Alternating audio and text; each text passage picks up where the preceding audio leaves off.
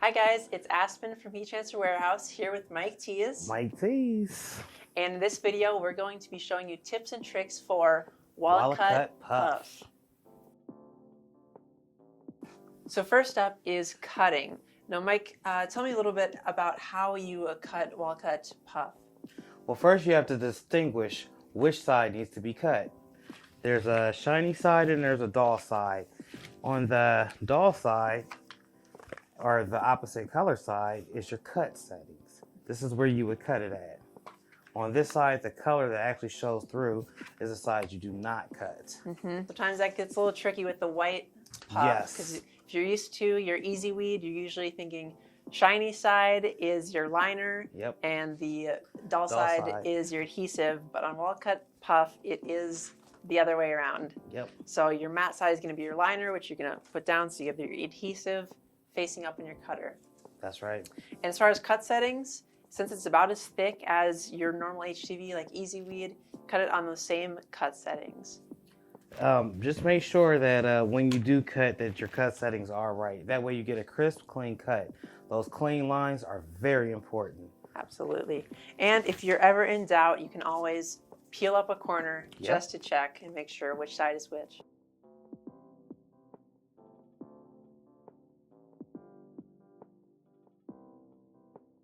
Awesome. All right, perfect.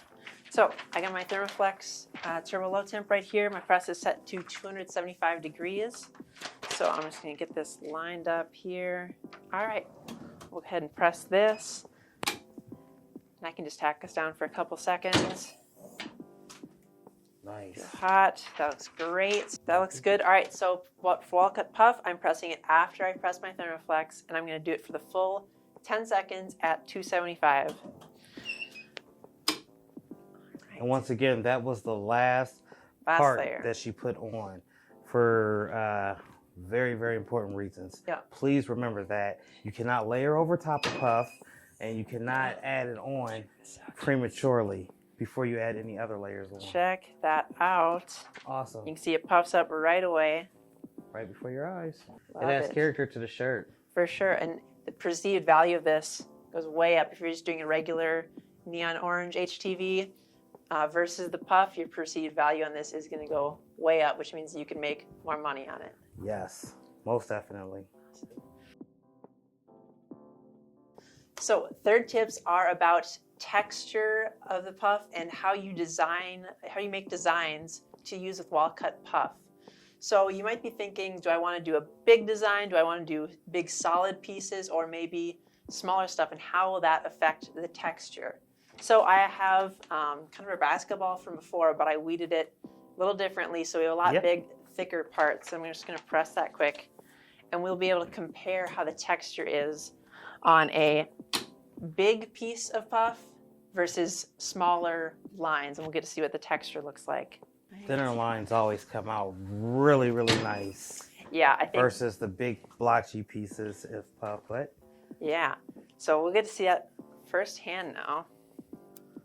So this is the same puff here, but I did it in a big patch, and then we'll get it side by side with the thinner parts.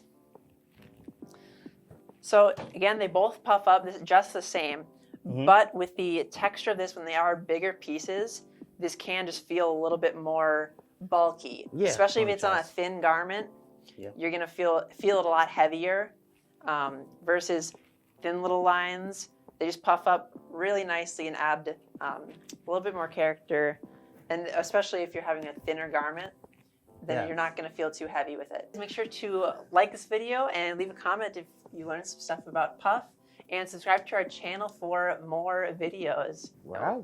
See you next time.